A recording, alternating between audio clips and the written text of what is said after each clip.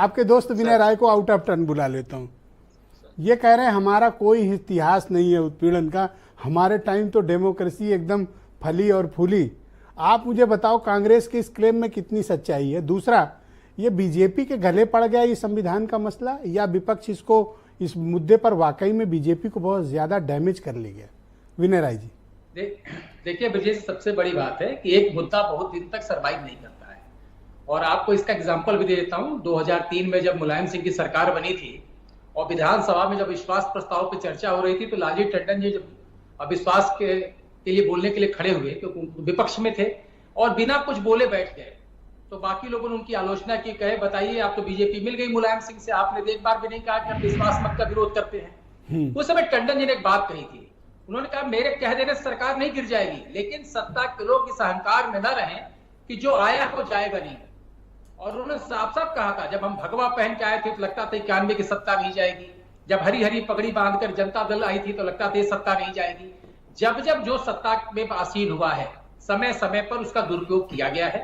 और अभी खुद सुरेंद्र राजपूत जी ने कहा कि वो लंबे समय तक 25 साल से सत्ता में नहीं है। तुमको याद होना चाहिए सीबीआई और ईडी तो भारत सरकार के अंग है, और 10 साल तक मनमोहन सिंह जी प्रधानमंत्री थे, उन्हीं के शासनकाल में सुप्रीम कोर्ट ने अभी कमेंट पास किया कि वो पिजड़े का तोता बन गया है। लेकिन घोषित अघोषित का अंतर सिर्फ इतना है कि आप तरीके से किसी से कोई मैसेज पास कर दो, डंडा चलाकर सर तोड़ करके काम न करो। और एक कम से कम भारतीय जनता पार्टी में एक जुमला बड़ा साफ आजकल सुनने में मिलता है कि बहुमत से आप आए तो सरकार चलाएगी भाजपा, और बहुमत से नहीं आए तो पक्का सरकार। तो सर आप ये कहना चाहते हो कि ये स्लो पॉइजन और वो थोड़ा सा हाथ मरोड़ के गुंडई से करते हैं, ये मतलब है?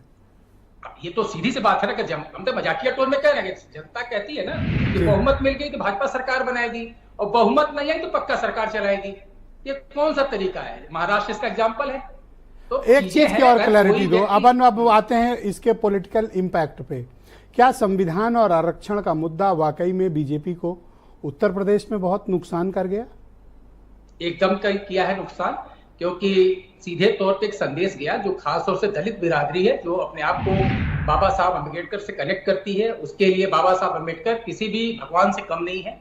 जब उसके बीच में एक मैसेज पास किया गया कि जो संविधान बाबा साहब ने बनाया उस संविधान को बदलने की कोशिश की जा रही है, एक नए तरीके से संविधान लिखने की बात कही जा रही है, इसमें बाबा साहब का नाम हट जाएगा, और इस बात को बीजेपी ग्रास रूट तक पहुंचाने में एक नकारने वाली एक कम्युनिटी है जो ये कहती है कि अगर संविधान आरक्षण का मुद्दा होता, बिहार में क्यों नहीं चला, छत्तीसगढ़ में क्यों नहीं चला, मध्य प्रदेश में क्यों नहीं चला, और जगह क्यों नहीं चला, यही क्यों चला? देखिए सबसे बड़ी चीज है कास्ट इक्वेशन। अखिलेश ने रिस्क तो लिया ना कि यादव कम्युनिटी के सिर्फ हम 5 ही टिकट देंगे जहां वो मजबूत हैं, तो उन्होंने कास्ट का भी लिहाज रखा और साथ में इस मैसेज को भी फ्लोट किया। यहाँ पर सुशील दुबे जी बैठे हैं और पांडे साहब बैठे हैं, ये बेहतर ग्रास रूट की बात करेंगे। पॉलिटिकल लोग तो अपने अपने तर्क गढ़ेंगे कि भाई जब संघ साथ था तो 182 आई, जब राजीव गांधी जी मरे तब भी उस सिंपैथी में भी कांग्रेस 230 आई, हम तो 240 पहुंच गए।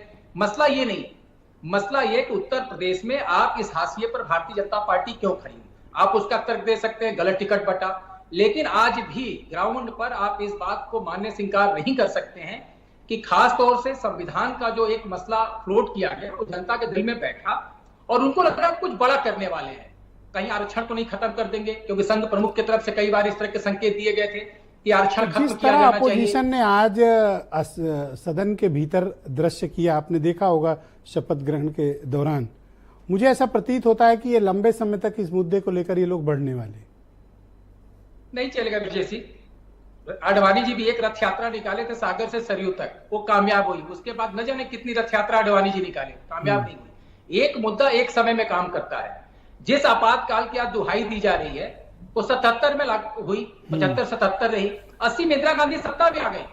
अगर 3 साल तक वो मुद्दा सरवाइव नहीं कर पाया और 80 में इंदिरा गांधी सत्ता में आई बहुमत के साथ, आज उस 50 साल के बाद उस चीज को लेकर डिबेट करने पर कि हम उसको तो आपका कहने का तात्पर्य है कि ये विपक्ष का अभी का जो संविधान का मुद्दा है ये आगे बहुत चलने वाला नहीं है?